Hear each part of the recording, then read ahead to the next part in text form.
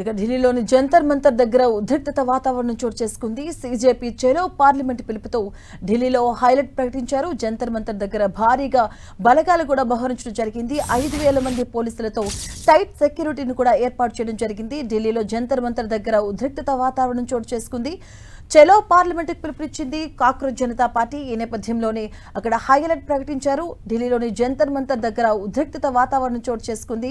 చెలో పార్లమెంటుకు అయితే పిలుపునిచ్చిన నేపథ్యంలో అక్కడ పోలీసులు భారీగా బలగాలు మోహరించడం జరిగింది. ఈ ర్యాలీకి ఎటువంటి అనుమతులు లేవంటూ కూడా ఢిల్లీ పోలీసులు చెప్తూ ఉన్నారు. ఈ నేపథ్యంలోనే మరోవైపు సీజేపీ పార్టీ కూడా చెలో జంతర్ మంతర్కు పిలుపునివ్వడంతో అక్కడ కొంత ఉద్రిక్తత వాతావరణం చోటు చేసుకుంది.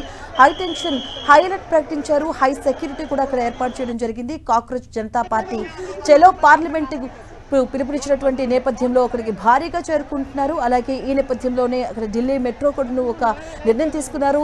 దరిదాపులో ఉన్నటువంటి మెట్రో ఒక 5 మెట్రో స్టేషన్స్ కూడా అక్కడ మూసివేయడం జరిగింది. కాక్రోచ్ జనతా పార్టీ ర్యాలీని అడ్డుకున్నారు పోలీసులు.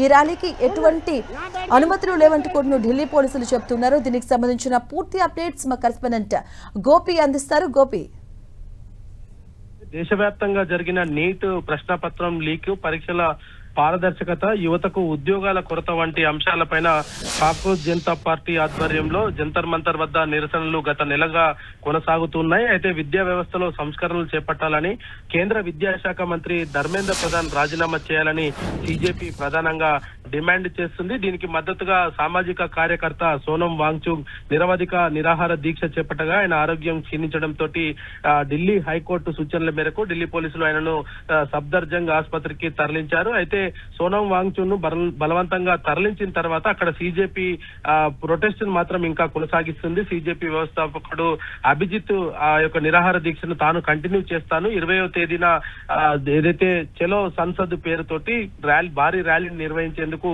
పెద్ద ఎత్తున కూడా దేశవ్యాప్తంగా ఉన్న యువత అంతా కూడా ఢిల్లీకి చేరుకోవాలంటూ కూడా ఆయన పిలుపునివ్వడం జరిగింది. మరి ఈ రోజు ఉదయం నుంచి కూడా ఇటు జంతర్ మంతర్ వెళ్లే రహదారులన్నీ కూడా పూర్తిగా పోలీసులు తమ ఆధీనంలోకి